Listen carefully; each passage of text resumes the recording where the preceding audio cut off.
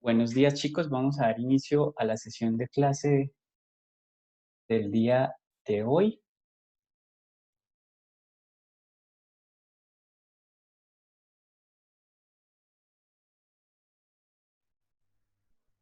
¿Alguien me indica, por favor, si están viendo la pantalla y si se está grabando la clase? Sí, profe. Bueno, chicos. En la clase de ayer iniciamos la unidad temática 7 sobre representación judicial de los intervinientes en el proceso. Grosso modo, ayer pues planteamos la regulación jurídica sobre este importante tema y hablamos puntualmente de las clases de poderes. Indicamos ayer que el poder, para que una parte sea representada judicialmente en un proceso, puede ser un poder especial o puede ser un poder general. Planteamos ayer que ese poder especial puede ser conferido mediante un escrito privado con nota de presentación personal, siendo esa nota de presentación personal lo que permite establecer la autenticidad de ese documento, lo que permite establecer si ese documento proviene o no de quien aparece allí señalado como poder dante. Esto insistimos en tratándose de un poder especial otorgado mediante escrito privado, que se exige contenga una nota de presentación personal. Gracias a Daniela. Voy a admitir a quien esté pendiente. Ya la admití. Gracias. Pero el poder especial, decíamos ayer, además de otorgarse mediante escrito privado con nota de presentación personal que dijimos se puede hacer ante el juez, ante un notario o ante una oficina de apoyo judicial, como lo sería, por ejemplo, la Oficina Judicial de Reparto de Bucaramanga. Decíamos que el poder especial también puede ser conferido mediante escritura pública. ¿Por qué es especial? Porque en ese poder, sea como fuera que se otorgue, en ese poder deben establecerse, deben identificarse plenamente y de manera específica los asuntos, los procesos que se pueden adelantar con base en dicho poder. Deben estar allí plenamente identificados y especificados. Decíamos igualmente ayer que este poder especial tiene en el ordenamiento jurídico vigente, el poder especial se puede conferir de dos maneras. Se puede conferir conforme al artículo 74 del Código General del Proceso, confiriéndose bien sea mediante escritura pública o bien sea mediante escrito privado con nota de presentación personal, o se puede conferir conforme al artículo 5 del Decreto 806 de 2020, que indicamos da la posibilidad de que el poder también sea conferido mediante mensaje de datos desde un canal digital perteneciente al poder dante.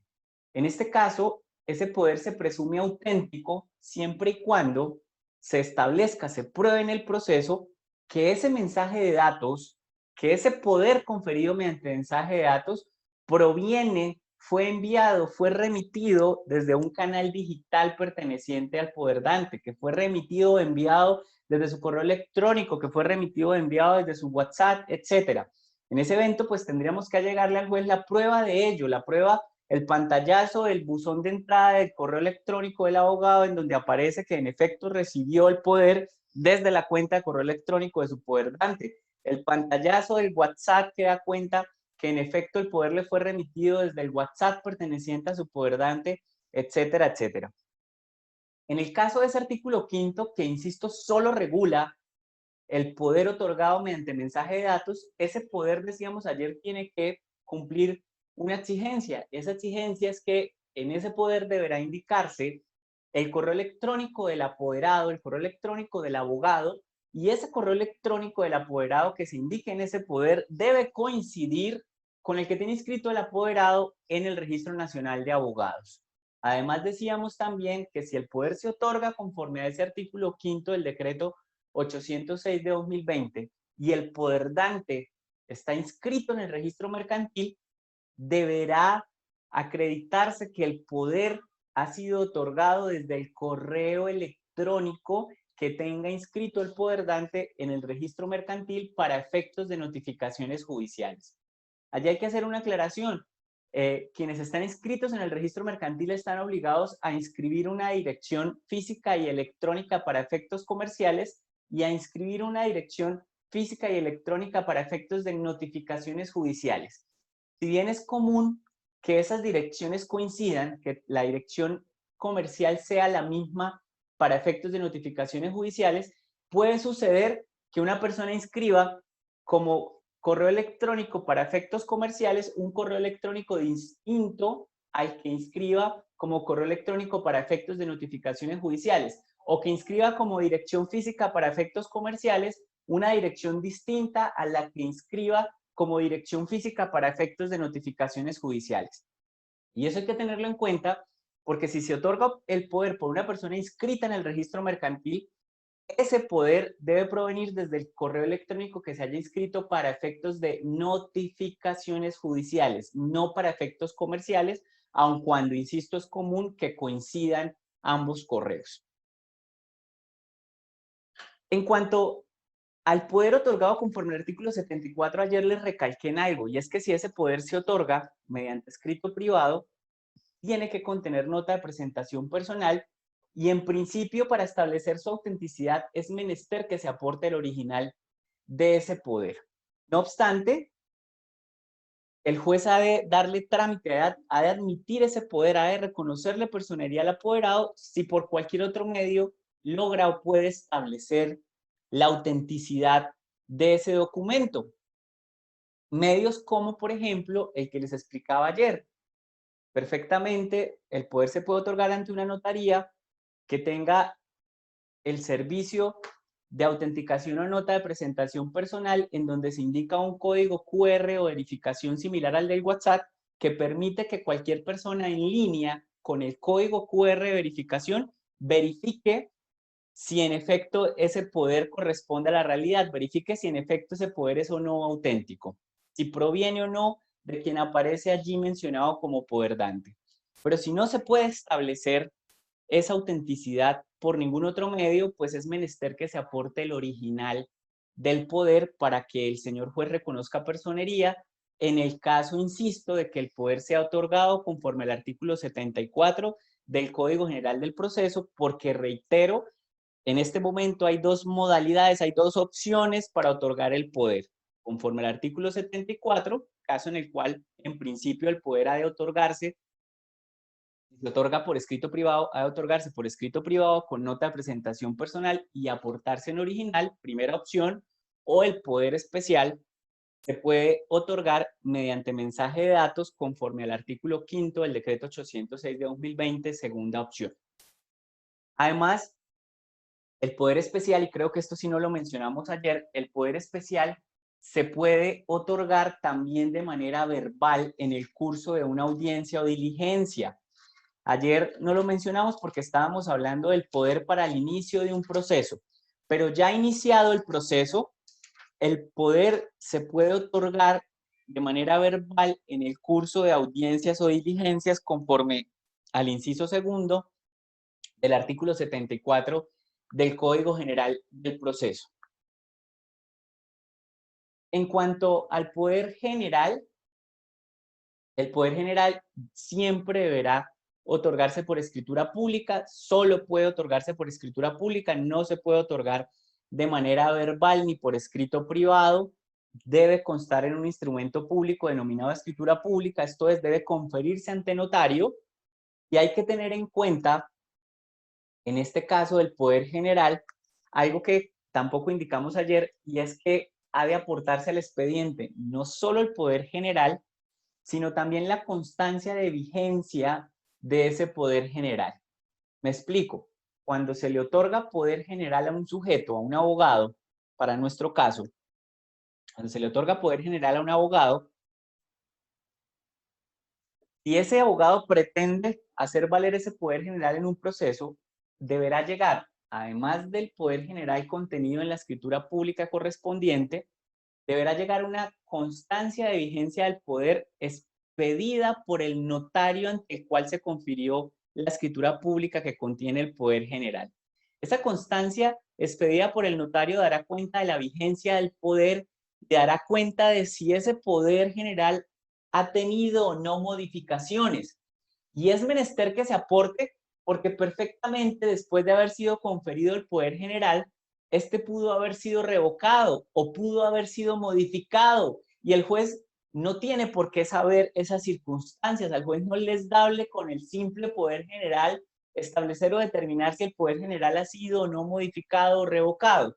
De allí que en la práctica judicial se exija que se aporte esa constancia de vigencia del poder para establecer su vigencia y si ha tenido o no modificaciones.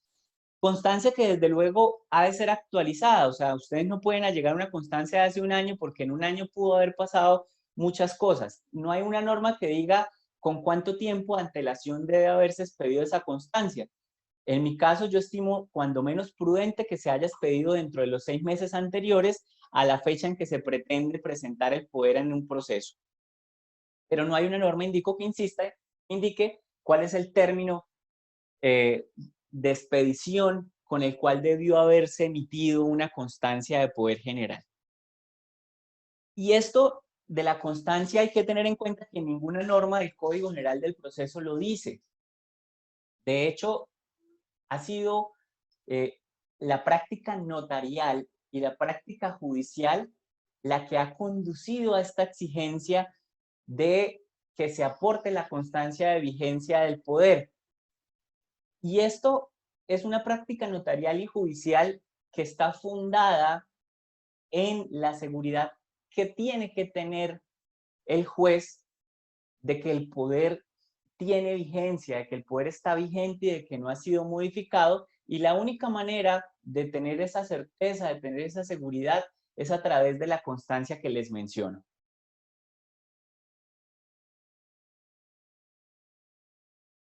Además, decíamos ayer, en punto a los poderes, que en el poder por ser general, pues no es necesario que se especifiquen e identifiquen de manera determinada, de manera específica o puntual, las facultades del apoderado.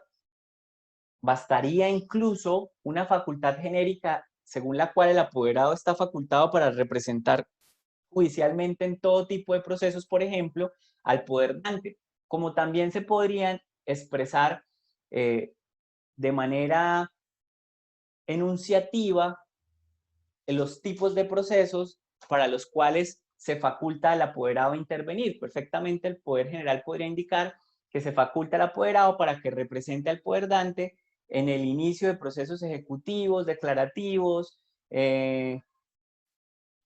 liquidatorios, etcétera, etcétera. Eso sería un poder general. Fíjense que no se están detallando de manera específica los asuntos, sino que genéricamente se le da la facultad al apoderado para que intervenga en ese tipo de asuntos o para que de manera genérica intervenga como representante judicial de una de las partes. Además, ayer indicábamos al final de la clase que en materia de tutelas, el artículo 10 del decreto 2591 de 1991 presume la autenticidad del poder que se otorga para tutelas, lo que quiere decir que el poder que se otorga para tutelas no requiere de nota de presentación personal, en tanto o en cuanto, insistimos, el poder para intervenir en tutelas, sea como accionante o como accionado, se presume auténtico. Lo que sí hay que tener en cuenta, además de ello, es que, decíamos ayer, todo poder en materia de tutela ha de ser especial. Esto es, conferido ese poder por una sola vez y en relación con un asunto específico. No es dable intervenir como representante judicial del accionante, del accionado o de los vinculados dentro de una acción de tutela a través de un poder general. Si ustedes presentaran una acción de tutela con un poder general, esto es, sin acreditar la calidad de apoderados especiales del accionante, el señor juez les ha de requerir que aporten el poder especial correspondiente y si no lo aportan, el señor juez dictará un fallo de tutela en el que declarará improcedente esa acción de tutela por falta de legitimación en la causa por activa de quien promueve la acción de tutela, en tanto no acreditó su condición de representante judicial apoderado especial del accionante. Hasta allí un breve repaso de lo que vimos ayer. Vamos a puntualizar ahora algunos aspectos en relación con los poderes. El poder especial prevalece sobre el general sin importar cuál de los dos es anterior al otro. Si en un asunto específico concurren dos abogados, uno con poder general y otro con poder especial, como apoderados de una misma parte, en ese caso, el poder especial prevalecerá sobre el general, sin importar cuál de los dos poderes fue conferido primero, cuál es anterior al otro. Si a un apoderado, a un mismo abogado, se le otorgan dos poderes, uno especial y uno general por la misma parte, ha de darse prevalencia al poder especial que se le ha otorgado sobre el general, sin importar cuál de los dos es anterior al otro. Esto lo dice claramente el artículo 75 del Código General del Proceso. Dice el artículo 75, el poder especial para un proceso prevalece sobre el general conferido por la misma parte. Lo otro a tener en cuenta, la aceptación del poder. El poder se puede aceptar de manera expresa o tácita. La aceptación tácita del poder, la aceptación expresa del poder se puede hacer por escrito en el mismo poder o mediante un documento separado, mediante un memorial separado del poder. Es común, es lo usual, que los abogados acepten expresamente el poder en el mismo cuerpo que contiene el poder, en el mismo documento del poder. Es común que después de que se señala el otorgamiento del poder y el poder dante firme, allí mismo en el mismo documento, en la parte de abajo, el apoderado escriba acepto y ponga su nombre y firma en señal de aceptación. En ese caso, el apoderado está aceptando expresamente el poder de manera escrita, por escrito impuesto en el mismo poder, por aceptación impuesta en el mismo poder. Pero podría igualmente el apoderado aceptar expresamente el poder mediante un memorial separado del poder, presentar el poder que se le otorgó y un memorial en donde indica expresamente que acepta dicho poder. La aceptación del poder también se podría hacer de forma expresa en el curso de una audiencia o diligencia. Así como el poder dante puede otorgar poder de manera verbal en el curso de una audiencia o diligencia, pues el apoderado también puede aceptar expresamente en el curso de una audiencia o diligencia el poder que le ha sido otorgado. La aceptación del poder también puede ser tácita. El poder se acepta tácitamente cuando el apoderado, sin manifestar su aceptación expresa, ejerce ese poder. Si el apoderado, por ejemplo, se le otorga poder y presenta la demanda allegando dicho poder, aun cuando no haya manifestado en ningún lado que acepta el poder, el ejercicio que está haciendo del poder con la presentación de la demanda es una muestra inequívoca de que está aceptando tácitamente ese poder con el ejercicio que está haciendo de dicho poder. Ahora bien, cuando se presenta el poder por escrito o cuando se confiera el poder de manera verbal, el señor juez ha de reconocerle personería al apoderado. El reconocimiento de personería al apoderado se hace mediante un auto que puede ser escrito o que se puede emitir de forma verbal u oral en el curso de una audiencia o diligencia. Esto depende, en la mayoría de los casos, de la forma en que se haya conferido el poder.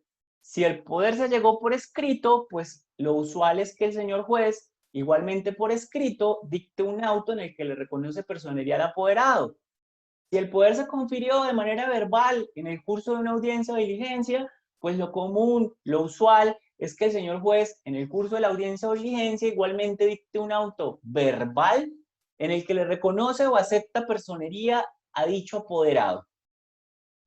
Hay que tener en cuenta que cuando el auto se dicta de manera escrita reconociendo personería, ese auto se le notifica a las partes por estado. Recuerden que hemos mencionado entre las formas de notificación la notificación por estado. La notificación por estado, explicamos en alguna clase, se hace mediante la inserción, incluyendo los datos de la providencia a notificar en un listado que se llama estados. Esa inclusión se hace al día siguiente de la fecha del auto. Allí se señalan el radicado del proceso, el tipo de proceso, el nombre de las partes y el auto que se está notificando. Si el poder, insistimos, se otorga por escrito, lo común es que el auto que reconoce personería al abogado se dicte por escrito y se notifique por estados al día siguiente de la fecha del auto que reconoce personería. Si el auto que reconoce personería a un apoderado, o mejor, si el poder que se le confiere a un apoderado es un poder otorgado de manera oral en el curso de una audiencia o diligencia, también es lo común, lo usual, que en esa misma audiencia o diligencia el señor juez dicte un auto oral en el que le reconoce personería a dicho apoderado conforme al poder oral u verbal que se le ha otorgado. En ese caso, ese auto que se emite en el curso de la audiencia o diligencia se notifica ya no en estados, sino en estrados. Si se dicta por escrito, se notifica por estados. Si se dicta de manera oral en el curso de una audiencia o diligencia, se aplica la regla general de que toda providencia dictada en el curso de una audiencia o diligencia se notifica allí mismo en esa audiencia en estrados. A eso se refiere la notificación por estrados, a la notificación que se hace de una providencia dictada de manera oral en el curso de una audiencia o diligencia. Una vez se notifique en estrados o por estrados una providencia que se dicta en el curso de una audiencia o diligencia, el señor juez le dará el uso de la palabra a las partes, a sus apoderados, para que se pronuncien sobre la decisión que se les acaba de notificar en estrados allí mismo. Esto en aras de que eleven las solicitudes de aclaración, adición o corrección, o para que formulen los recursos que estimen procedentes en contra de dicha providencia. Estas peticiones y o recursos procedentes deberán formularse allí mismo, en el mismo momento en que se les notifica en estrados la providencia, porque notificadas en estrados la providencia, si no se formula ningún tipo de petición por las partes, esa providencia adquiere firmeza, esa providencia se entiende ejecutoriada.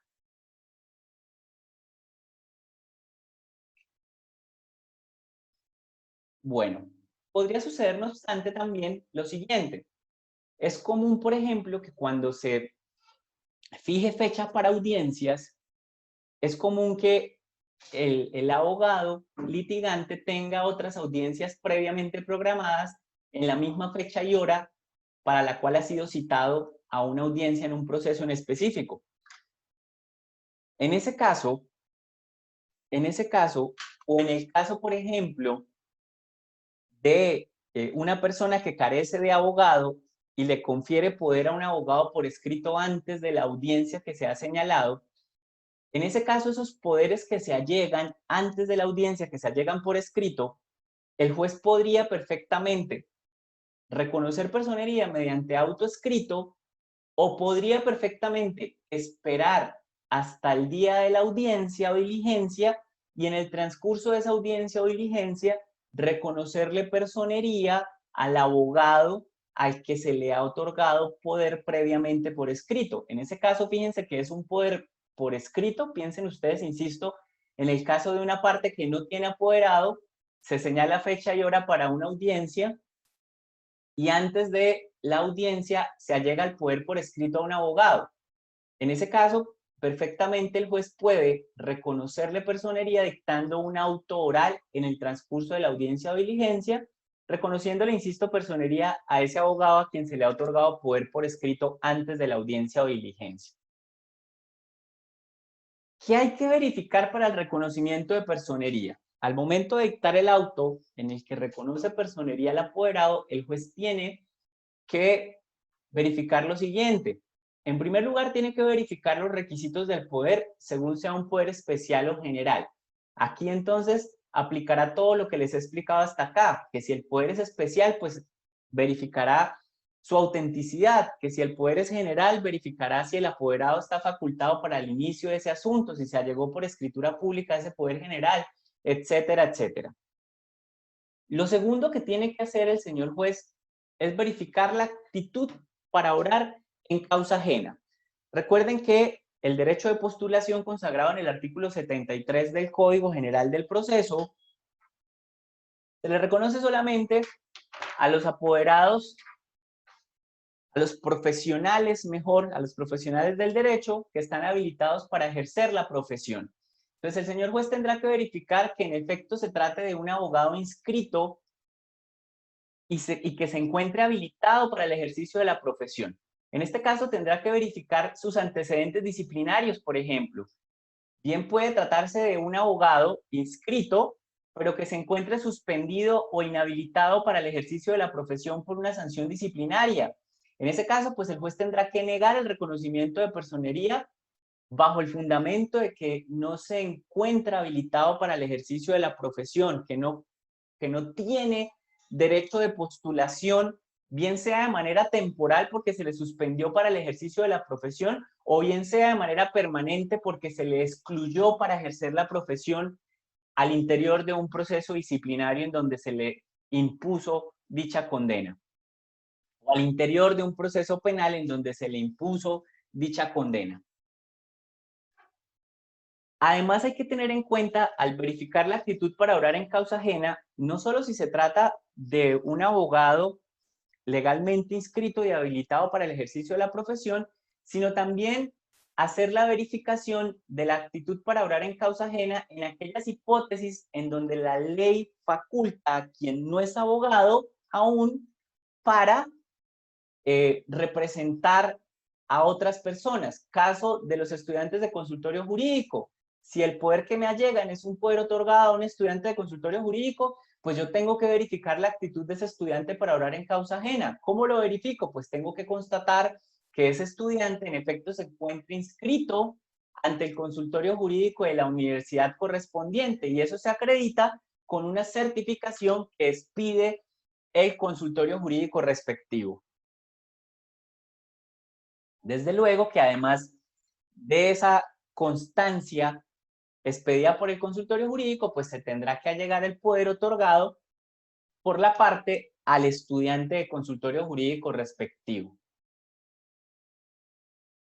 Y en general, pues, en cuanto a esta verificación de la actitud para orar en causa ajena, habría que mirar aquellas hipótesis si se cumplen aquellos requisitos para orar en causa ajena que contemplan también en normas especiales como las del decreto 196 de 1971 que ya estudiamos. Recuerden que conforme a ese decreto 196 de 71, en algunos casos específicos se facultan a ciertas personas para que obren en causa ajena, aun cuando no tengan la condición de abogados. Trátese de estudiantes de consultorio jurídico o trátese de personas que han terminado sus estudios en derecho pero no se han graduado aún. Lo tercero que hay que tener en cuenta en punto al reconocimiento de personería es la notificación por conducta concluyente que puede ocurrir cuando se le reconoce personería y se notifica el auto que reconoce personería a un abogado. Hasta aquí nosotros hemos mencionado varias formas de notificación que más adelante estudiaremos con detalle. Hemos mencionado la notificación personal, hemos mencionado la notificación por aviso, hemos mencionado la notificación por conducto de curador ad litem. Hemos mencionado la notificación por estados. Hemos mencionado hoy la notificación en estrados o por estrados. Y vamos a mencionar esta otra forma de notificación, que es la notificación por conducta concluyente. El artículo 301 del Código General del Proceso establece las hipótesis en que se puede dar lugar, en que puede ocurrir esa notificación por conducta concluyente. Aquí vamos a mencionar solo una de ellas, que es la que me interesa en este momento. Cuando se le confiere poder a un abogado y se presenta ese poder ante un juzgado, el juez dictará un auto en el que, de cumplirse los requisitos para ello, le reconocerá personería a dicho abogado. Ese auto se notifica en la mayoría de los casos por estados, según lo expliqué. Si se llega al poder por escrito, se dicta el auto por escrito y ese auto se notifica por estados al día siguiente de haber sido dictado ese auto, al día siguiente de la fecha del auto. El artículo 301 señala que si la parte que confirió el poder, si el poderdante no se encuentra aún notificado de la existencia del proceso por ninguna otra forma de notificación, esto es que si el poderdante aún no se ha notificado de la existencia del proceso personalmente o por aviso o por conducto de curador ad litem, etcétera, si el poderdante aún no se ha notificado por ninguna otra forma o medio de notificación, a partir de la notificación por estado del auto que le reconoce personería a su apoderado, dicha parte, dicho poderdante, se entenderá notificado por conducta concluyente de todas las providencias que se hubiesen dictado a lo largo del proceso, incluidas incluso o incluidas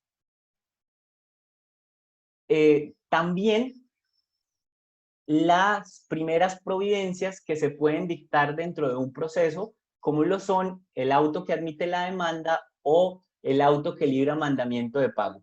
Repito, una parte que otorga un poder no ha sido notificado por ningún medio de la existencia del proceso.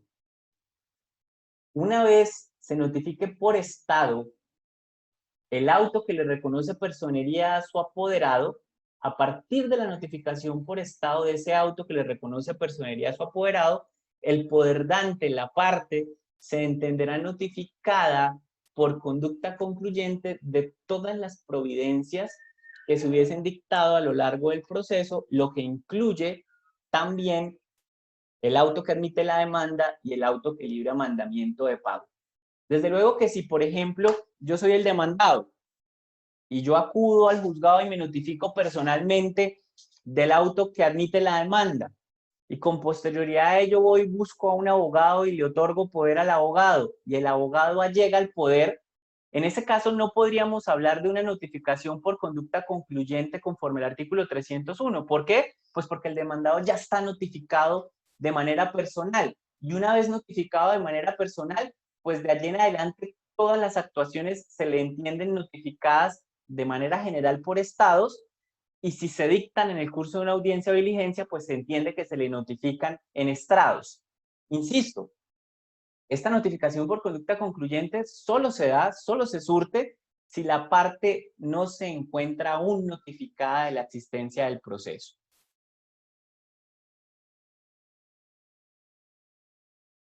Igualmente hay que tener en cuenta que el poder ha de ejercerse desde que se otorga, sin esperar a que se surta el reconocimiento de personería.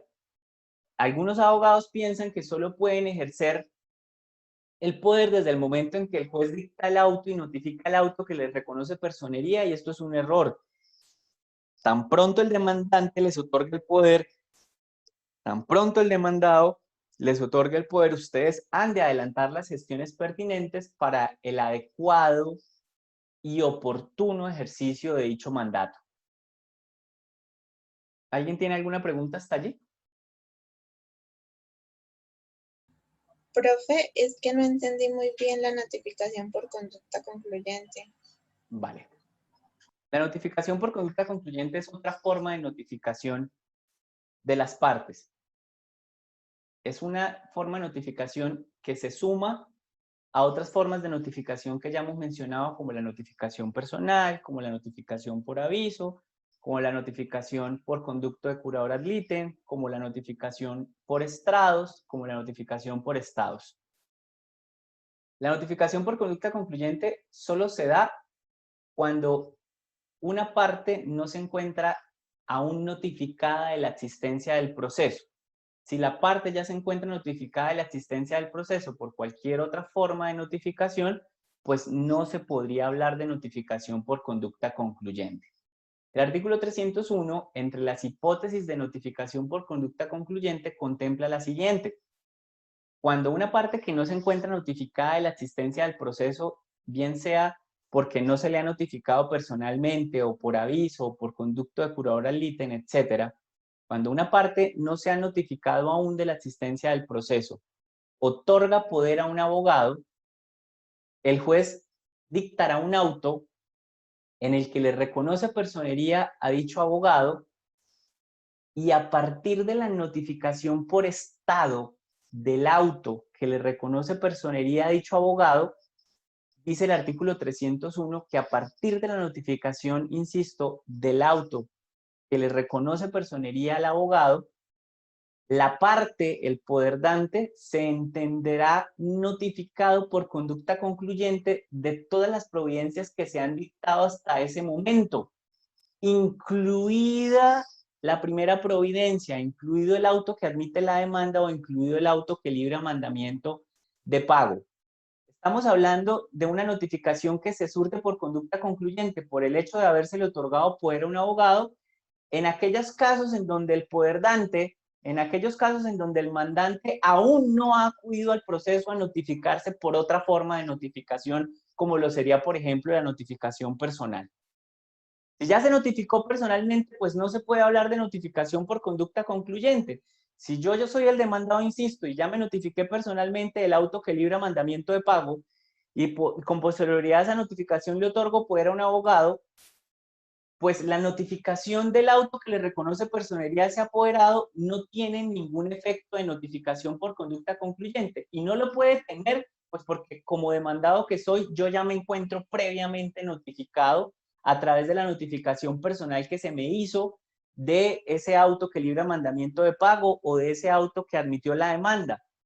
Y una vez yo me notifico personalmente del auto que admite la demanda o que libre mandamiento de pago, o una vez yo me notifico por aviso del auto que libre mandamiento de pago o el auto que admite la demanda, a partir de allí en adelante, las notificaciones se me harán a mí por estados, si es un auto escrito o una providencia escrita, sea auto sentencia la que se me va a notificar, o las notificaciones se me harán a mí de allí en adelante en estrados si lo que se me notifica es una providencia que se dicta en el curso de una audiencia o diligencia.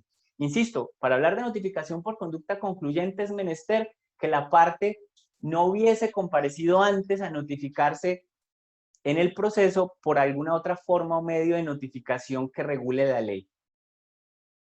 ¿Sí? Sí, profe, gracias.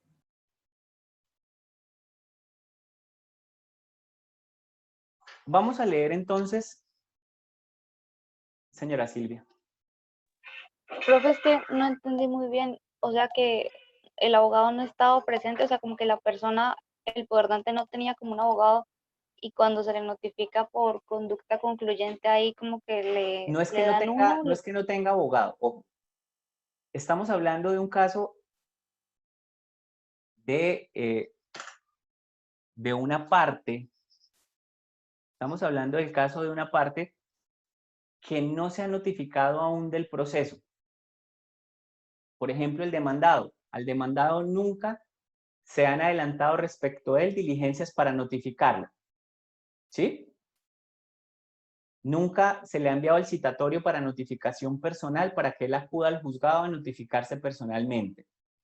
Nunca se le ha enviado el correo electrónico para notificarlo personalmente por vía de correo electrónico conforme al decreto 806 de 2020. Nunca se le envió el aviso para notificarlo por aviso de la existencia del proceso. No se le ha nombrado, no se le ha emplazado y no se le ha nombrado con posterioridad al emplazamiento a un curador ad litem para que lo represente. A él todavía no se le ha vinculado formalmente al proceso mediante el acto de notificación. Estamos hablando de ese evento, de una parte a la cual no se le ha vinculado formalmente al proceso mediante la notificación que legalmente corresponda, mediante el acto de notificación con el cumplimiento de los requisitos legales del acto de notificación. Sea cual sea el medio de notificación, sea una notificación personal porque acudió al juzgado, sea una notificación personal por correo electrónico, sea una notificación por aviso conforme al artículo 292, sea porque se le emplazó y se le nombró después a un curador y se le notificó por medio de ese curador ad litem. Estamos hablando de esa parte que no ha sido vinculada formalmente al proceso porque aún no se le ha notificado. Estamos hablando también, por ejemplo, de un llamado en garantía a quien no se le ha notificado personalmente o por aviso el auto que admite el llamamiento en garantía. En esos casos, esta parte, este sujeto que no ha sido aún enterado formalmente de la existencia del proceso y confiere poder, en ese caso podemos hablar de una notificación por conducta concluyente, insistimos, a partir de la notificación por estado del auto que le reconoce personería a dicho apoderado. Tu pregunta va dirigida a lo siguiente: digamos que yo soy el demandado y a mí me notificaron personalmente. Yo fui al juzgado y me notifiqué personalmente del auto que admite la demanda. Y yo nunca nombré abogado. Digamos que es un proceso verbal y yo nunca nombré abogado a lo largo de ese proceso verbal. Y el juez cita una audiencia de instrucción y juzgamiento y en la audiencia de instrucción y juzgamiento yo digo, oiga, voy a nombrar un abogado. Y otorgo poder a un abogado. En ese caso, ¿habría notificación por conducta concluyente? Desde luego que no, porque yo ya estoy notificado personalmente de la existencia del proceso. En ese caso, no podríamos hablar de una notificación por conducta concluyente. Si a mí me notificaron personalmente de la existencia del proceso, de allí en adelante, el juzgado no me tiene que enviar nada para notificarme. De allí en adelante, a mí me notifican la mayoría de las actuaciones por estados. Y yo soy el que tengo que estar pendiente de esas publicaciones de estados para saber en qué situación se encuentra mi proceso, en qué estado se halla el proceso. ¿Sí? Sí, profe, gracias. ¿Segura? Sí. Lee tú, porfa, el artículo 74.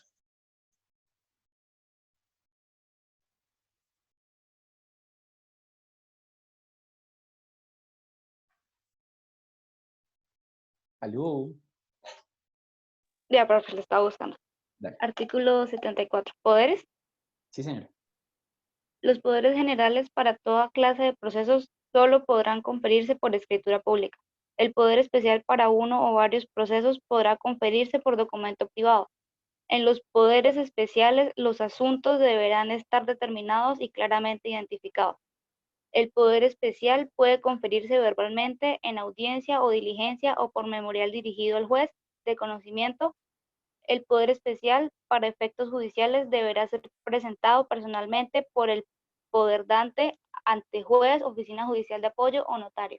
Las sustituciones de poder se presumen auténticas. Los Perdóname, poderes, hasta allí fíjense que esto todo lo hemos explicado. Lo único que no hemos explicado es esa última parte. Las sustituciones de poder se presumen auténticas. Ahorita vamos a hablar de esas sustituciones de poder. La parte siguiente de ese artículo habla de la posibilidad de otorgar poder en el exterior, en el extranjero, ante el cónsul colombiano o el funcionario que la ley local autorice para ello, que autorice para que se extienda ese poder en el exterior. En ese caso de poderes otorgados en el exterior, en el extranjero, la autenticación de ese poder se hará, dice la norma, en la forma que está establecida en el artículo 251. Y además indica, en esa parte siguiente del artículo 74, indica que si el poder es otorgado a una sociedad, si el cónsul que autentica ese poder o ante quien se otorga hace constar que tuvo a la vista que se le presentaron las pruebas de la existencia de dicha sociedad y de la representación legal de dicha sociedad, se tendrán por establecidas estas circunstancias, se tendrán por establecidas esas circunstancias de existencia y de representación legal de esa sociedad que confiere poder en el exterior ante cónsul o funcionario competente. Además, dice esa norma que de la misma forma se procederá cuando quien confiera el poder sea apoderado, a su vez, de otra persona. Veamos esos dos incisos siguientes, por favor.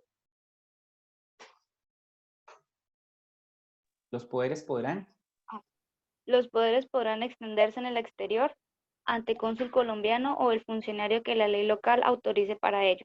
En ese último caso, su autenticación se hará en la forma establecida en el artículo 251. Cuando quien otorga el poder fuera una sociedad, si el cónsul que lo autentica o ante quien se otorga hace constar que tuvo a la vista las pruebas de la existencia de aquella y que quien lo confiere es su representante, se tendrá por establecidas estas circunstancias. De la ¿Cuáles misma manera, circunstancias? Desde luego que las circunstancias de la existencia y de la representación. Señora. de la misma manera se procederá cuando quien confiera el poder sea apoderado de una persona. ¿Sigue? Se podrá conferir poder especial por mensaje de datos con firma digital. Los poderes podrán ser aceptados expresamente o por su ejercicio.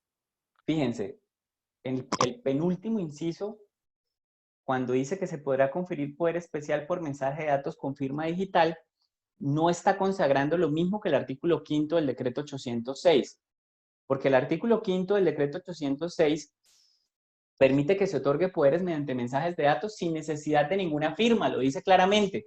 No es necesario la firma manuscrita, ni digital, ni electrónica, ni escaneada, porque la autenticidad en ese caso se presume con el simple hecho de que se acredite que el poder proviene de un canal digital perteneciente al poder dante, del correo electrónico, del WhatsApp, etc.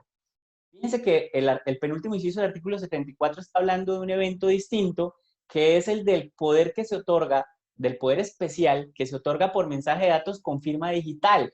Y desde luego que se trata de un evento distinto porque la firma digital es una firma especial, es una firma encriptada que permite establecer la autenticidad, la autoría del documento, que permite establecer quién es el autor del documento. En el caso del poder, esa firma digital permite establecer que en efecto el poder proviene de quien aparece allí indicado como poder dante. Esa firma digital está regulada en Colombia, entre otras normas, pero principalmente en la Ley 527 de 1999. Esa Ley 527 de 1999 establece cuando una firma se entiende que es una firma digital, y la firma digital pues es una forma de firma segura, insisto, porque tiene unos algoritmos y una forma de encriptación que permite establecer la trazabilidad de esa firma, que permite establecer la autoría, y al establecer la autoría permite establecer la autenticidad del documento. La autenticidad no es más que poder establecer que quien se le atribuye una firma, que quien se le atribuye la elaboración de un documento, en efecto fue quien lo firmó o quien lo elaboró. Que en efecto él es el autor de ese documento que aparece elaborado por él o suscrito por él. Y finalmente, pues ese artículo 74 señala algo que ya explicamos, que el poder puede ser aceptado expresamente o tácitamente cuando se ejerce. Ese artículo 74 menciona la sustitución de poder. Yo les he explicado hasta acá que el poder inicial, el poder que se le otorga a un abogado, vamos a llamarlo el poder inicial no se presume auténtico conforme al artículo 74 del Código General del Proceso.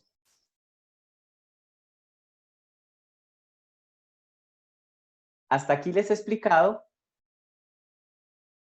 que el poder, estamos hablando del poder especial, que el poder especial inicial no se presume auténtico no se presume auténtico conforme al artículo 74 del Código General del Proceso. La autenticidad de ese poder especial inicial se determina, les he dicho, con la nota de presentación personal que se ha de insertar en ese poder, nota de presentación personal que se hace ante notario, ante juez o ante oficina de apoyo judicial. Es esa nota de presentación personal, insisto, lo que permite establecer la autenticidad del poder especial otorgado conforme al artículo 74. Y les he dicho además que en principio, además, ese poder ha de allegarse en original, que el poder especial inicial ha de ser aportado de manera original y que el juez en principio no puede reconocer personería con base en copias de un poder especial que haya sido otorgado conforme al artículo 74 del Código General del Proceso. Que podría hacerlo, insisto, si existen elementos que le permitan establecer la autenticidad de ese poder que se le aportó en copia, como lo serían los códigos QR de verificación, en el caso de aquellas notarías que prestan este servicio de códigos QR de verificación de notas de presentación personal. El artículo 74, por el contrario, sí presume la autenticidad de los poderes de sustitución. Lo que quiere decir que los poderes de sustitución se pueden allegar en copia y no es necesario, en copia o en original, como sea, que el poder de sustitución se pueda allegar en copia o en original y que no es necesario que ese poder de sustitución contenga nota de presentación personal. Insistimos porque los poderes de sustitución, conforme al artículo 74 del Código General del Proceso, se presumen auténticos, no el poder inicial. El poder inicial no se presume auténtico, su autenticidad se establece en principio conforme a la nota de presentación personal que la ley exige. Esto, insisto, en tratándose de poderes especiales conferidos conforme al artículo 74, que es una de las modalidades de conferir poder especial.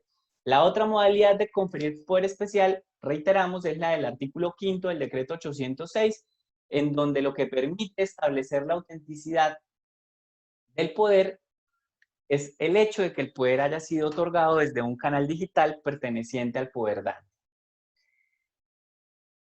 ¿Qué es el poder de sustitución? Cuando una parte le otorga poder a un abogado, vamos a llamarlo, para que me entiendan, al abogado inicial. Cuando una parte le otorga poder al abogado inicial, cuando una parte otorga el poder para el inicio de una actuación judicial, ese poder que se le otorga al abogado inicial por una parte, ese poder lleva implícita la facultad de sustituir dicho mandato, de sustituir dicho poder. Y lo lleva implícito, lo que quiere decir que no es menester que en el poder se indique de forma expresa, que se señale en el poder que el apoderado puede sustituir el poder a otro abogado. Es una facultad, insisto, implícita del poder. La facultad de que se le otorga al abogado inicial para sustituir dicho poder. La sustitución de poder no es más que el acto por medio del cual el abogado inicial le confía, le encomienda a otro abogado algunas o todas las facultades que le fueron conferidas a él en virtud del poder inicial. Repito, en palabras sencillas, la sustitución de poder no es más que aquel acto por medio del cual el abogado inicial le confía a otro abogado a quien se le denomina abogado sustituto, aquel acto por medio del cual el abogado inicial le confía, le encomienda o en palabras de la norma le sustituye a otro abogado todas o algunas de las facultades, de las gestiones que le han sido confiadas a él en virtud del poder inicial. Decimos que todas o algunas porque el abogado inicial, el apoderado principal, lo vamos a llamar también así, el abogado inicial o principal puede sustituir al abogado sustituto o suplente todas o algunas de las gestiones y o facultades que le han sido confiadas a él. Perfectamente podría ocurrir que el apoderado inicial o abogado inicial otorgue un memorial de sustitución en el que indique que sustituye el poder que se le ha confiado a él a otro abogado para que adelante, para que desarrolle, para que prosiga con el proceso en adelante conforme a las mismas facultades que le han sido confiadas a él. En ese caso, fíjense que la sustitución es total, le está sustituyendo para que adelante las mismas gestiones y con las mismas facultades. Pero podría suceder que, por ejemplo, el abogado principal o inicial otorgue un memorial de sustitución de poder en donde indique que le sustituye el poder a otro abogado únicamente para que acuda a la audiencia inicial que se celebrará el día 18 de enero del 2021. En ese caso, fíjense que la sustitución no es de todas las facultades, es la sustitución solamente para que ese abogado sustituto adelante una gestión específica. ¿Cuál? La de acudir a la audiencia inicial como abogado sustituto de la parte. En ese evento, pues, una vez culminada esa audiencia inicial, pues ese abogado sustituto no podrá seguir actuando porque sus facultades como apoderado sustituto se restringieron en nuestro ejemplo a que pudiera intervenir como abogado sustituto de la parte en esa audiencia inicial. Si no se indica nada, se entiende que la sustitución es para todos. Si se restringe la sustitución, pues se entiende que la sustitución estará limitada a aquellas actuaciones o asuntos específicos para los cuales se ha otorgado ese memorial poder de sustitución. La sustitución de poder se otorga mediante un escrito. La ley no le exige formalidades a ese escrito. Ese escrito puede ser cualquier escrito privado, cualquier escrito público, autenticado o no, porque no requiere de autenticación. Autenticarlo es hacer algo superfluo porque no se requiere, no se exige. Ya les he dicho que la ley presume la autenticidad de este memorial de sustitución de poder. Y este memorial de sustitución de poder se presume además auténtico, no solo porque el artículo 74 lo diga, sino también porque así lo indica el artículo 244 del Código General del Proceso. Cuando se sustituye el poder,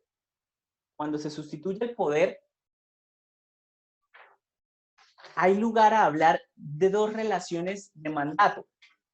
Una es la relación de mandato entre la parte y el abogado principal o inicial, y otra es la relación de mandato que existe entre el abogado principal o inicial y el abogado sustituto. Fíjense que allí hay dos relaciones de mandato. Media un poder entre la parte y el abogado inicial o apoderado principal a quien le confirió originalmente el poder. Entre ellos dos media un contrato de mandato estructurado en un poder que ha sido confiado por la parte a dicho abogado principal. Y a su vez, entre el abogado principal o inicial, media otro contrato de mandato en virtud de un poder de sustitución conferido por el abogado principal al abogado sustituto. Fíjense que el abogado sustituto no responde ante la parte, Porque entre el abogado sustituto y la parte no existe ningún contrato de mandato.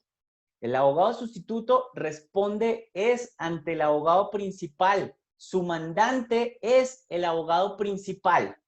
Y a su vez el abogado principal responde ante la parte. Su mandante es la parte quien le ha confiado a él un poder y con quien él ha celebrado un contrato de mandato. Es usual creer, y es un error típico, y tengan mucho ojo con eso, es usual creer que el hecho de sustituir un poder desliga al abogado principal o inicial de toda responsabilidad en dicho proceso. Y es un error, insisto, porque el hecho de que el abogado inicial sustituya al poder no lo exime de responsabilidades ni lo desliga de su calidad de representante judicial de la parte. Fíjense que si, por ejemplo, el abogado sustituto falleciera, eso no quiere decir que la parte se ha quedado sin abogados. Si el abogado sustituto fallece, o por ejemplo el abogado sustituto renuncia al poder de sustitución, etcétera, o por cualquier medio termina el poder de sustitución, eso no lleva a concluir que la parte carece ahora de abogado. Esto simple y llanamente lleva a concluir que se entiende reasumido el poder principal por el abogado principal o inicial, porque a él no se le ha revocado el poder, ni ha renunciado al poder, ni se ha terminado de ninguna forma o por ningún medio el poder inicial que le ha sido otorgado a él como abogado principal o inicial. Luego tengan mucho cuidado con eso, porque ustedes seguirán respondiendo como abogados principales o iniciales frente a la parte, no obstante las sustituciones de poder que se hubiesen hecho. La única manera de que ustedes se desliguen de responsabilidades de tipo patrimonial, disciplinarias, penales, etcétera, es que se haya dado fin, es que se haya terminado el poder que se les ha confiado a ustedes como abogados principales o iniciales. Señora, vi por ahí que alguien había levantado la mano. Sí, profe, yo es que tengo dos preguntas. Sí. Por ejemplo, A le otorga a B, que sería el abogado inicial, y luego B le otorga a ese abogado sustituto, que digamos que es C. Por ejemplo, profe, A no podría decir algo para que B no llegue a hacer esa sustitución. Lo Y la único que segunda, podría hacer es restringirle en el poder que le otorga a B al apoderado principal o inicial, es restringirle la facultad para sustituir. Pero si no le restringe la facultad para sustituir, si no se la prohíbe, esa facultad se entiende implícita según el artículo 77 del Código General del Proceso, lo que quiere decir que A no se puede negar en principio, no se podría negar a esa sustitución. O sea, esa sustitución se encuentra facultada o permitida por el poder inicial si no se encuentra prohibida o limitada. Lo que sí podría hacer es que, enterado de que B quiere sustituir o va a sustituir o sustituyó, lo que podría hacer es presentar con posterioridad, sí, un escrito o hablar con su apoderado principal o inicial y establecer pues nuevas restricciones al poder inicialmente otorgado. O sea, lo que podría hacer sería adicionar el poder inicial en el sentido de prohibirle esa facultad de sustitución. Pero si la facultad de sustitución no se encuentra restringida o prohibida, B puede sustituir tranquilamente al abogado que estime pertinente. ¿Sí? sí, profe, y la segunda pregunta es si ese escrito, o sea, si la sustitución se puede hacer tácitamente o tiene que ser por escrito. La sustitución tácitamente no habría. La sustitución se hace de manera escrita o verbal. Listo, profe. No habría una sustitución tácita. La sustitución se hace de manera escrita o de manera verbal en el curso de una audiencia o diligencia. Y su aceptación sí puede ser expresa o tácita, conforme a la aceptación expresa y tácita que ya explicamos. ¿Alguien tiene alguna pregunta hasta acá de lo que hemos visto?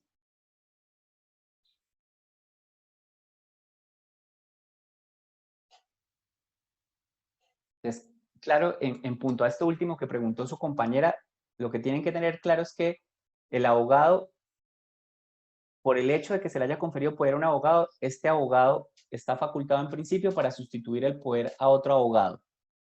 Solo le estará prohibido que haga esta sustitución de poder si en el poder se le ha prohibido o limitado esa facultad. Si no se ha dicho nada, se entiende implícita la facultad para sustituir el poder. Lo que no obsta para que eventualmente, respondiendo a la pregunta de su compañera, lo que no obsta para que eventualmente el poder dante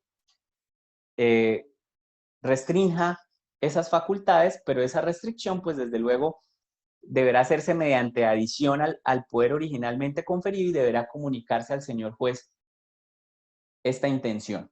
De lo contrario, pues el apoderado inicial o principal tranquilamente puede sustituir a quien él quiera. A propósito de esa pregunta, puede suceder, por ejemplo, que yo como cliente pues confío en varios abogados, tengo varios abogados de mi confianza y quiero que ante la falta de uno de ellos pues sea otro el que funja como apoderado sustituto. ¿Puedo hacerlo como poderdante? Sí. ¿Cómo lo puedo hacer? Lo puedo hacer otorgando un poder en donde mencione el nombre de los abogados a los que le otorgue poder y desde luego en donde se mencione los asuntos para los cuales se les confiere poder, indicando allí cuál de ellos fungirá como apoderado principal y cuál o cuáles de ellos podrán eventualmente intervenir como apoderados sustitutos. En ese caso yo puedo, por ejemplo, decir, señor juez, otorgo poder a A, B y C para que adelanten proceso ejecutivo en contra de X para el cobro del título o valor firmado por este el día tal por la suma de tanto. Listo, allí está el poder. Fíjense que le estoy otorgando poder a A, B y C. En el mismo escrito le puedo decir, señor juez, entiéndase, para efectos del ejercicio de este poder, que A será el apoderado principal y que B y C podrán intervenir como apoderados sustitutos. En ese caso, ¿qué estoy haciendo yo? Pues como poderdante de entrada estoy indicando quién puede ser el apoderado principal o quién va a ser el apoderado principal y quiénes podrían ser apoderados sustitutos. Si yo simplemente otorgo poder, por ejemplo, y digo, señor juez, otorgo poder a B y C para que adelanten este proceso ejecutivo y no menciono cuál de ellos será el apoderado principal y cuál o cuáles podrán intervenir como sustitutos, en ese caso se entenderá que el primero que aparezca mencionado será el principal y el otro u otros serán los apoderados sustitutos. Lo que hay que tener en cuenta, sin embargo, es que en este evento en el que se le otorgue poder a más de un abogado o en el evento en que se le otorgue poder a un solo abogado y este sustituya, en cualquiera de estos eventos no puede intervenir como apoderado de una misma parte de manera simultánea más de un abogado. Nunca.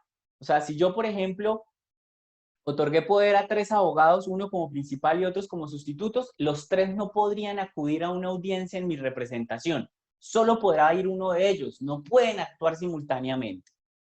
Si yo le di poder a un apoderado como apoderado principal y este sustituye el poder, en ningún momento podrán actuar simultáneamente el principal y el sustituto. La ley lo prohíbe expresamente. ¿Sí? ¿Alguien tiene alguna pregunta sobre esto último? Profe, yo tengo una pregunta. Cuando se da esta sustitución, ¿no se necesita que el juez en un auto reconozca la personería, o sea, de ese Sí, abogado señora. sustituto? Gracias por la Ah, pregunta.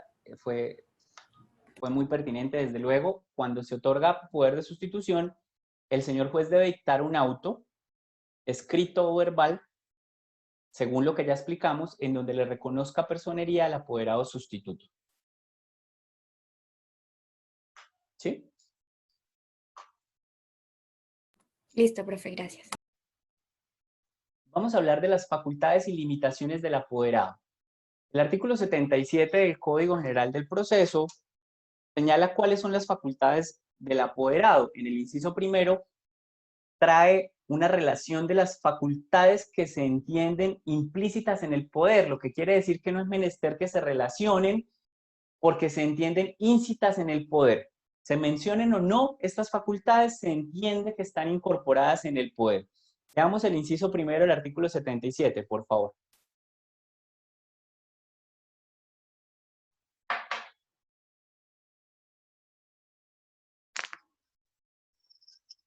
Ya uno. Yo, profe. Artículo 77. Salvo estipulación en contrario, el poder para litigar se entiende conferido para solicitar medidas cautelares extraprocesales, pruebas extraprocesales y demás actos preparatorios del proceso, adelantar todo el trámite de este, solicitar medidas cautelares, interponer recursos ordinarios de casación y de anulación, y realizar las actuaciones posteriores que sean consecuencias de la sentencia y se cumplan en el mismo expediente, y cobrar ejecutivamente las condenas impuestas en aquella. Fíjense, hasta allí. Gracias. Salvo estipulación en contrario, todas estas facultades se entienden implícitas. Si yo como poder dante quiero restringir, limitar o prohibir alguna de las facultades que están en ese inciso primero, pues tengo que poner en el poder que se le prohíbe, por ejemplo, interponer recurso de casación al apoderado. ¿Qué estoy haciendo? Limitando o prohibiéndole una de las facultades que en principio se entienden implícitas. Sigue, por favor. El apoderado podrá formular todas las pretensiones que estime convenientes para beneficio del poder dante. El poder para actuar en un proceso habilita al apoderado para recibir la notificación del auto admisorio de la demanda o del mandamiento ejecutivo, prestar juramento estimatorio y confesar espontáneamente.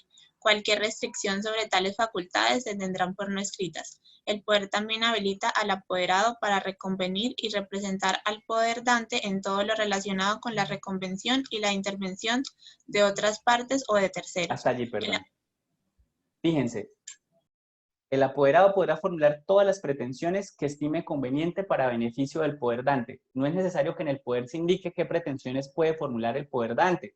Basta con que se indique el tipo de asunto y contra quién se va a adelantar ese asunto, si es un poder especial, o basta con que el poder general indique que se faculta para iniciar un asunto judicial, como por ejemplo un proceso ejecutivo, que se faculta según el Poder General para iniciar procesos declarativos, o en general que se faculta para iniciar procesos judiciales en nombre del poder dante. No es menester ni que en el Poder General ni que en el Poder Especial se indique qué pretensiones puede elevar él.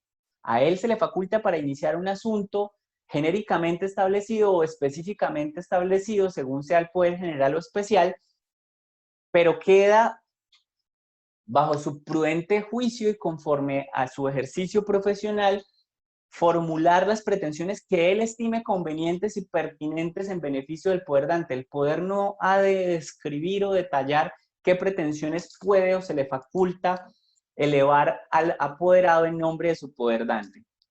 Lo otro a tener en cuenta que es muy importante es lo que dice el inciso siguiente de ese artículo 77, el inciso tercero. Hay tres facultades que se entienden implícitas en el poder y que de ninguna manera puede prohibir o limitar el poder dante.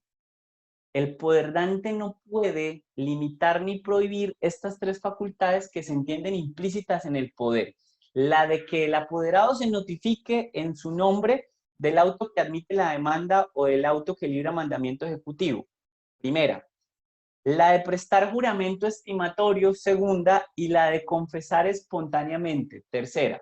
Estas tres facultades, la de notificación del primer auto, la de rendir juramento estimatorio y la de confesar espontáneamente, se entienden implícitas en el poder y no pueden limitarse o prohibirse, como sí se pueden limitar o prohibir las facultades del inciso primero del artículo 77. Dice la norma que si se llegara a prohibir o limitar alguna de estas tres facultades, esa limitación o prohibición se tendrá por no escrita, lo que quiere decir que se tendrá por inexistente. El juez deberá hacer caso omiso de esa prohibición o limitación.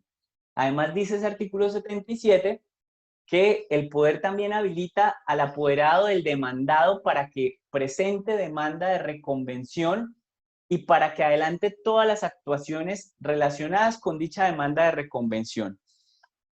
Y que el poder igualmente habilita al apoderado para que surta, para que adelante las actuaciones tendientes a la intervención de otras partes o de terceros. Lo que quiere decir que, por ejemplo, no es menester que el poder indique que el apoderado está facultado para llamar en garantía. Fíjense que el llamamiento en garantía no es más que la formulación de una demanda para la intervención de un sujeto al quien la ley llama otra parte, al llamado en garantía. Recuerden que el llamado en garantía es otra parte dentro del proceso civil.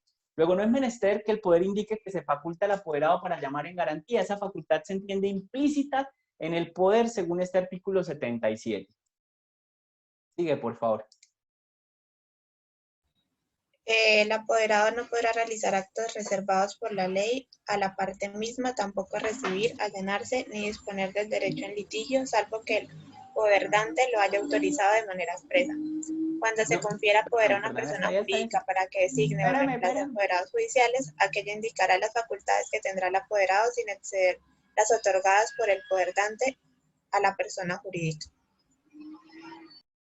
Vuelve a leer el penúltimo inciso, por favor. Solo el penúltimo.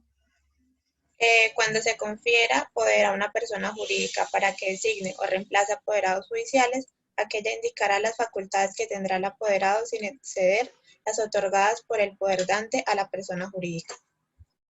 El penúltimo. Perdón. El apoderado no podrá realizar actos reservados por la ley a la parte misma, tampoco recibir, allanarse ni disponer del derecho en litigio, salvo que el poderdante lo haya autorizado de manera expresa. Fíjense, en general lo que está diciendo ese penúltimo inciso es que aquellos actos que impliquen disposición del derecho en litigio,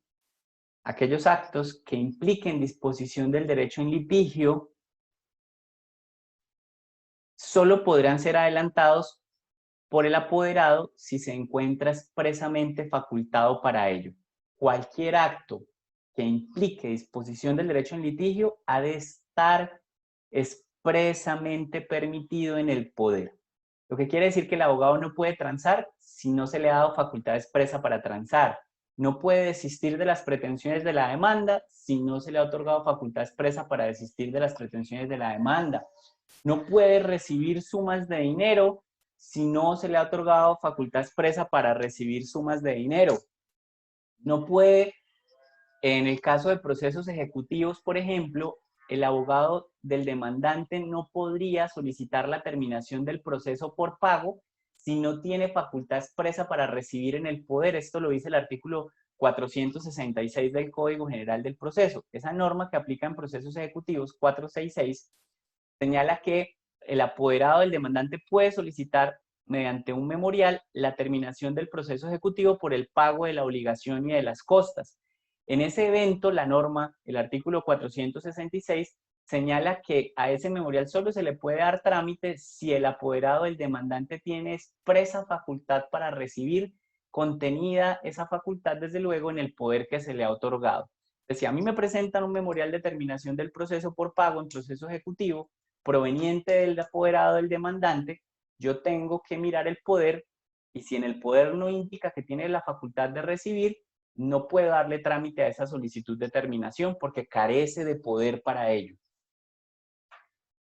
Y en general, insistimos, cualquier acto que implique disposición del derecho en litigio, como allanarse, como conciliar, etc., esas facultades requieren de expresa facultad en el poder, con una excepción que vamos a ver más adelante en punto a la conciliación. Hay que tener en cuenta lo siguiente: en tratándose de la ejecución de títulos valores por conducto de endosatario en procuración o para el cobro, que es lo mismo, recuerden que una de las formas de endoso de títulos valores es el endoso en procuración o para el cobro. El artículo 658 del Código de Comercio señala que el endosatario en procuración o para el cobro no solo tiene las mismas facultades que tendría un simple apoderado, esto es, el abogado a quien se le ha conferido un poder, sino que además el endosatario en procuración o para el cobro tiene en su cabeza incluso aquellas facultades que requerirían de mención especial o expresa en el poder. Esto significa que el endosatario en procuración o para el cobro, por el simple hecho de ser tal endosatario, puede disponer del derecho en litigio, salvo salvo con una única restricción. El endosatario en procuración o para el cobro, recuerden ustedes, lo único que no puede hacer es transferir el derecho que está incorporado en el título o valor.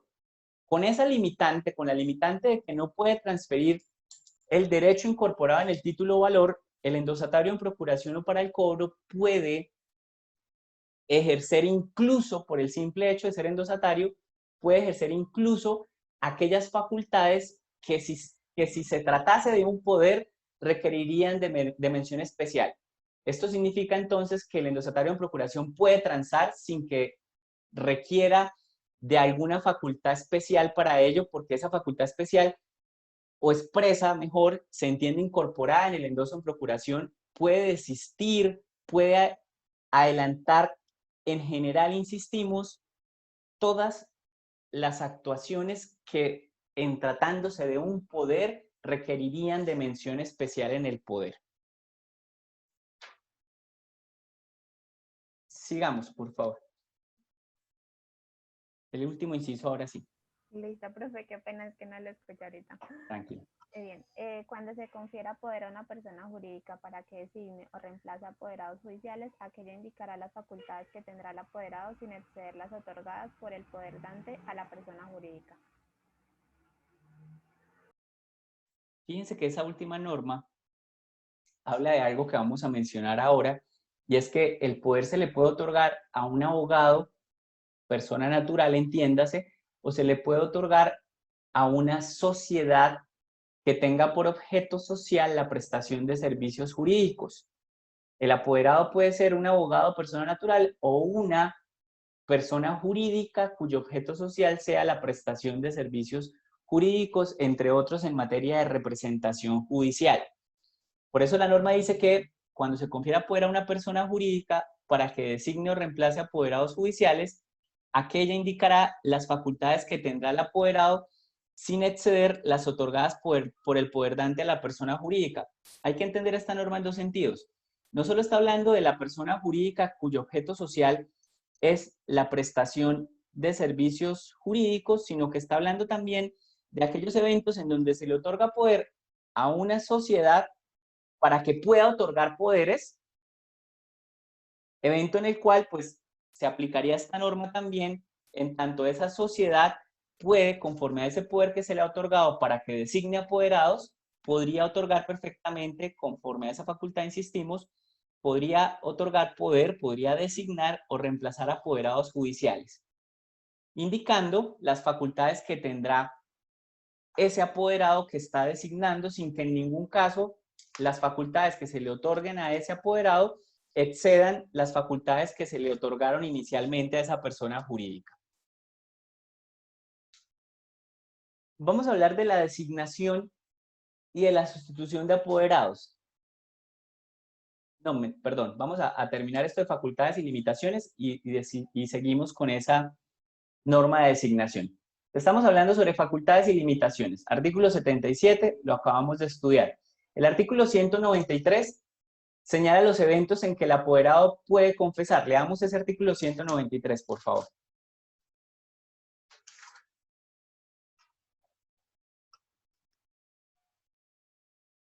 ¿Lo leemos, por favor?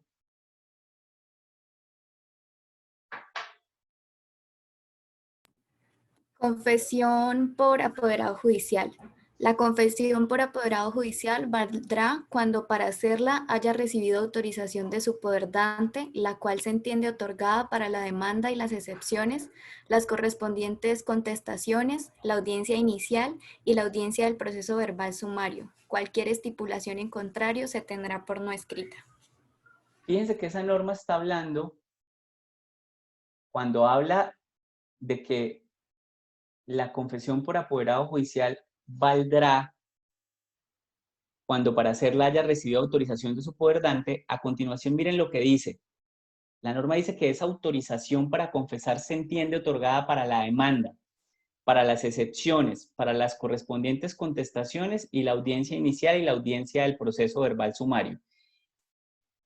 Esas hipótesis de la confesión que se vierte en la demanda, de la confesión que se vierte o se contiene en las excepciones o en la contestación, esas hipótesis son hipótesis en las cuales se da una confesión espontánea. Cuando la confesión está contenida en la demanda, en las excepciones o en su contestación, cuando la confesión se hace en audiencia inicial o en la audiencia del proceso verbal sumario, esas confesiones se entienden que se pueden hacer por el abogado según ese artículo 193. Al redactar la demanda, el abogado está facultado para confesar espontáneamente hechos.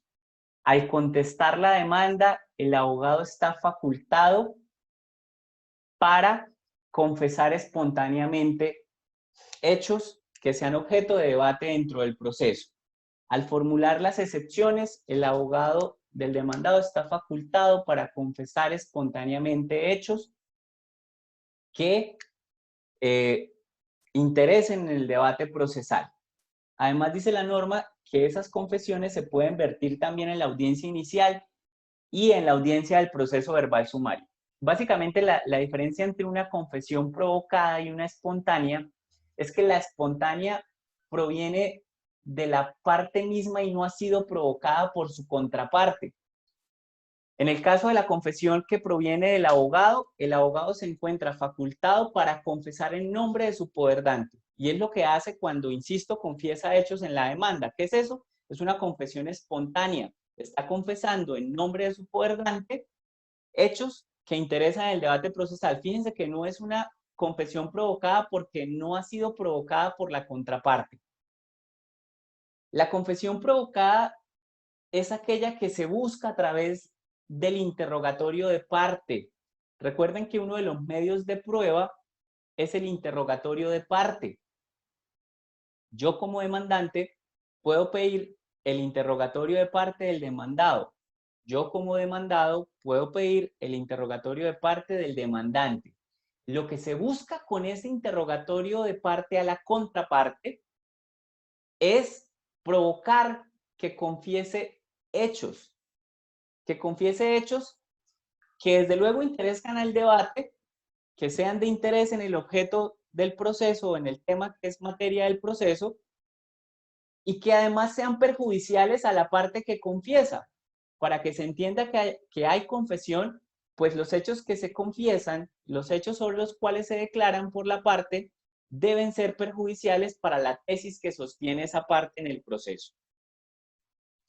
Este artículo 193, desde luego, hay que leerlo de la mano del 77. Recuerden que cuando hablamos del artículo 77, indicamos que la confesión, que la facultad del abogado para la confesión espontánea es una facultad que se entiende implícita en el poder, que el apoderado está facultado de manera implícita por virtud de la ley, así no se diga que está facultado para hacer confesiones espontáneas.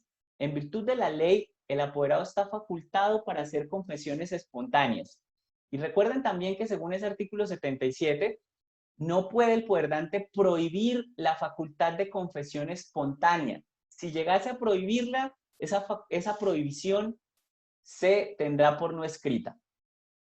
Eso hay que leerlo entonces de la mano, insistimos, del artículo 193 del Código General del Proceso. Además, el artículo 372, numeral segundo del Código General del Proceso, establece una facultad que ya mencionamos en alguna ocasión. Recuerden que el artículo 372 regula la audiencia inicial. Si el poderdante no asiste a la audiencia inicial, recuerden que en ese caso, el artículo 372, numeral segundo, autoriza a su abogado para que intervenga en la etapa de conciliación en nombre del poderdante que no asistió a la audiencia inicial, para que concilie en su nombre. De allí que en ese evento, en el caso en el que el poderdante no asista a la audiencia inicial, el apoderado está facultado para disponer del derecho en litigio en la etapa de conciliación del proceso. ¿Alguien tiene alguna pregunta hasta allí?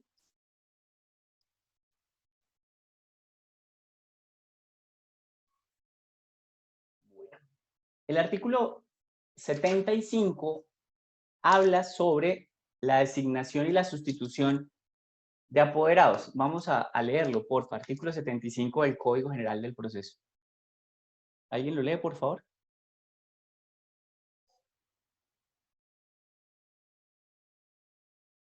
Artículo 75. Designación y sustitución de apoderados. Podrá conferirse poder a uno o varios abogados. Igualmente, podrá otorgarse poder a una persona jurídica cuyo objeto social principal sea la prestación de servicios jurídicos. En este evento, podrá actuar en el proceso cualquier profesional del derecho inscrito en su certificado de existencia y representación legal. Lo anterior, sin perjuicio de que la persona jurídica puede otorgar o sustituir el poder a otros abogados ajenos a la firma. Las cámaras de comercio deberán proceder al registro de que se trata este inciso. Hasta allí, porfa, perdón. El inciso primero ya lo explicamos. Yo puedo conferir poder como poderdante a uno o varios abogados, indicando cuál será principal y cuáles serán sustitutos o suplentes, y si no lo hago, reiteramos, se entenderá que el primero que aparezca mencionado es el principal y que los demás o el restante será el sustituto.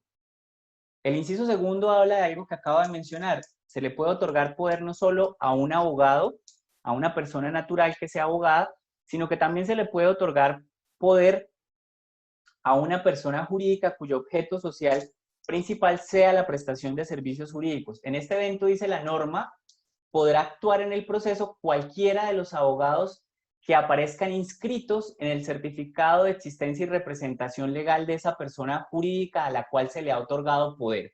Cuando una persona jurídica se constituye para la prestación de servicios jurídicos, tiene la obligación de inscribir ante la Cámara de Comercio los abogados que están habilitados para ejercer como profesionales del derecho de dicha sociedad, de dicha persona jurídica.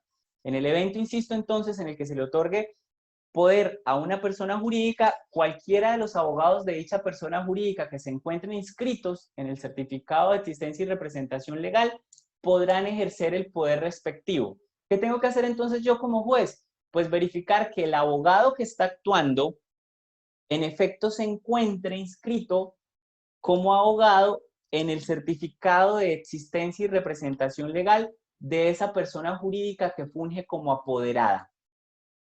Además dice la norma que cuando se le otorga poder a una persona jurídica que tiene como objeto social la prestación de servicios jurídicos, esta persona jurídica está facultada a su vez para otorgar un nuevo poder a un abogado externo de esa persona jurídica, a un abogado no inscrito en su certificado de existencia y representación legal, como también está facultado para sustituir el poder que se le ha otorgado a esa persona jurídica a un abogado externo a dicha sociedad.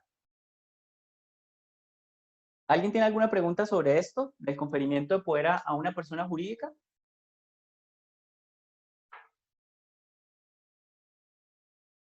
Digamos, por favor.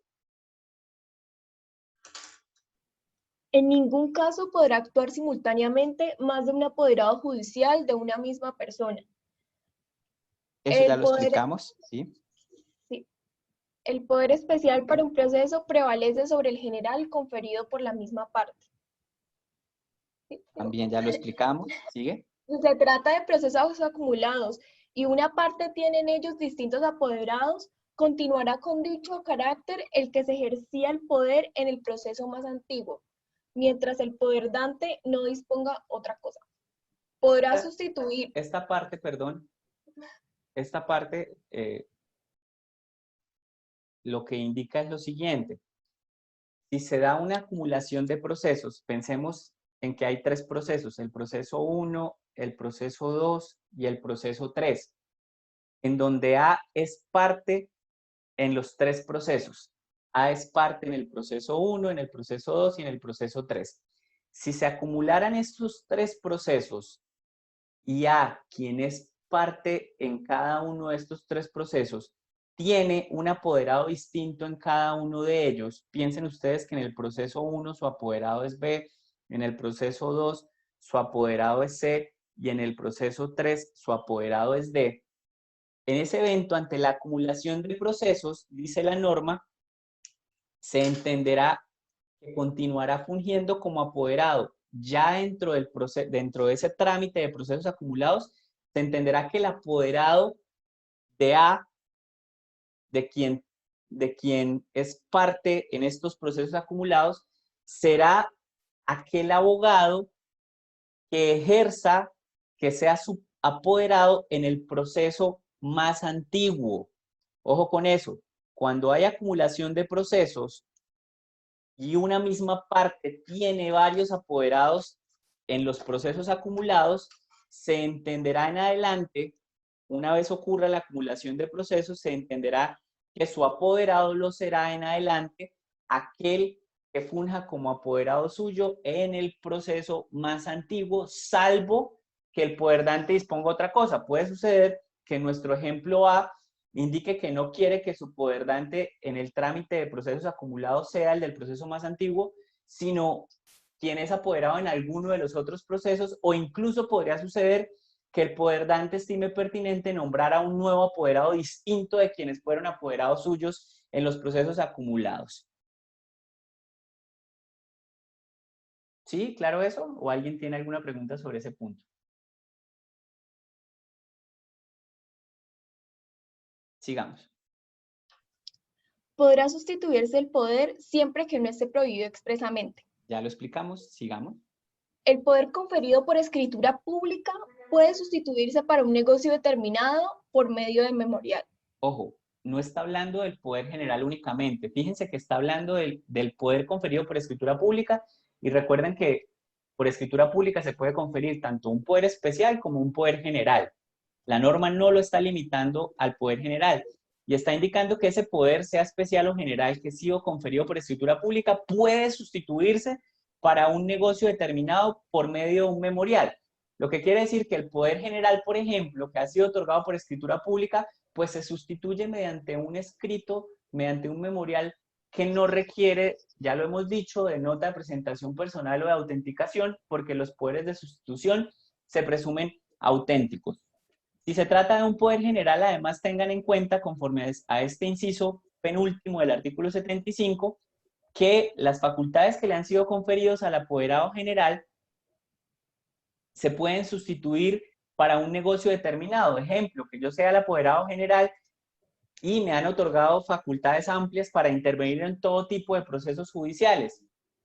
Yo puedo, como apoderado general inicial que interviene en el proceso, puedo dentro del trámite del proceso sustituir ese poder general mediante un escrito privado para que el apoderado sustituto continúe en adelante con ese trámite en específico, con ese proceso en específico en el cual yo he intervenido como apoderado general inicial. Sigamos, por favor. Quien sustituya un poder podrá reasumirlo en cualquier momento, con lo cual quedará revocada la sustitución. Fíjense en esto. Les dije hace un momento que cuando el apoderado principal o inicial sustituye el poder, esa sustitución no implica que se desligue del proceso, ni implica que cesen sus responsabilidades frente al poder dante. Y una muestra fehaciente de ello es lo que dice el inciso final del artículo 75. Si yo soy el apoderado principal o inicial y sustituyo el poder y está actuando dentro del proceso el apoderado sustituto, como apoderado principal o inicial, en cualquier momento yo puedo reasumir el poder. Si yo como apoderado inicial o principal presento un memorial de revocatoria del poder al apoderado sustituto, con ello cesa el poder de sustitución. Si yo como apoderado inicial o principal actúo dentro del proceso en donde está actuando el apoderado sustituto, esa actuación del apoderado inicial o principal implica una revocatoria tácita del poder de sustitución. Fíjense que el poder de sustitución se puede revocar de manera expresa o tácita. ¿Y quién hace la revocatoria? El mandante, y el mandante no es otro, insistimos, que el abogado inicial o principal. El abogado inicial o principal puede revocar expresamente el poder de sustitución, indicando mediante un escrito que revoca el poder de sustitución, o indicando en una audiencia de manera verbal que revoca el poder de sustitución, o puede ese apoderado principal o inicial revocar tácitamente ese poder de sustitución con el simple hecho de actuar en el proceso. Si yo soy el apoderado inicial o principal y he sustituido el poder y en algún momento presento alguna petición al señor juez, cualquiera que sea, esa petición el señor juez deberá entenderla como una revocatoria tácita del poder de sustitución y deberá entender que el apoderado principal ha reasumido el poder inicialmente otorgado a él. ¿Alguien tiene alguna pregunta respecto a ese artículo 75?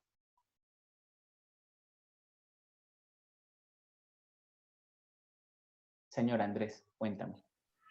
Profe, pues es que, digamos, ya vimos cuando se acumulan los procesos y hay distinto apoderado, entonces pues lo asume, digamos, el que más, durante más tiempo, o el que lleva El proceso más antiguo, el apoderado del proceso más antiguo. Pero, digamos, si se unifican procesos o una misma parte, hay varias personas, digamos, varios demandados o varios demandantes, y cada uno tiene un apoderado distinto, ¿es necesario unificarlo o no? No, no, porque la norma aplica para apoderados de una misma parte.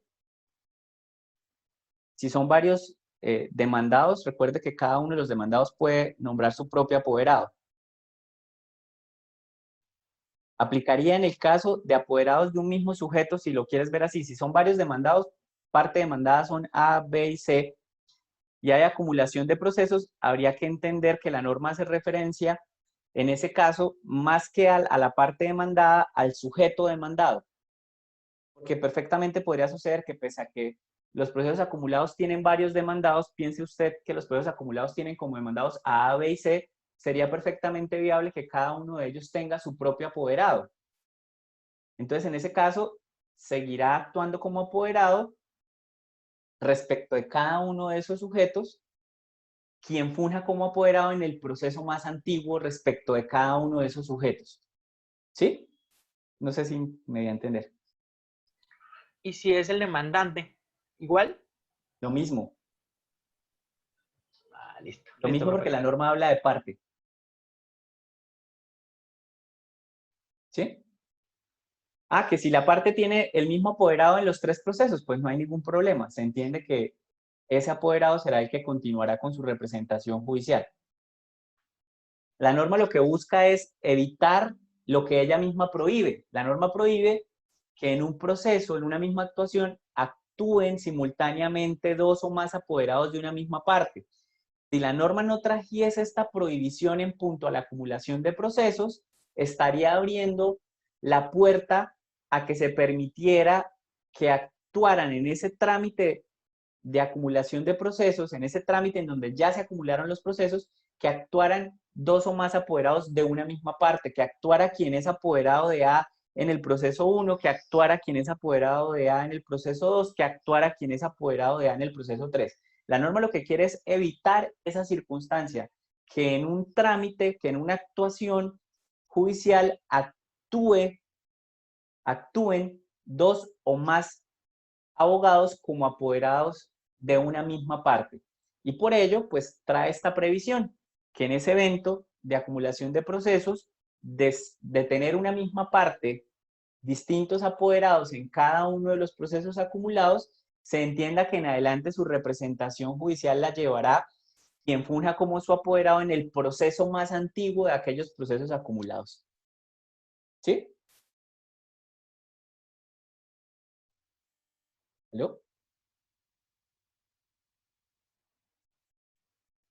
Oye, ¿qué me preguntó? ¿Claro eso? Sí, sí, señor, profe, muchas gracias. Vale. Bueno, nos quedan por mirar la terminación del poder principal y de sustitución. Sin embargo, pues se nos agotó el tiempo. No sé por qué con ustedes no me rindió. Con el otro salón terminé toda la unidad temática. Pero entonces no importa, la retomamos y repetimos con el otro salón esta parte en la siguiente clase, muchachos. ¿Tiene alguien alguna pregunta de lo visto el día de hoy?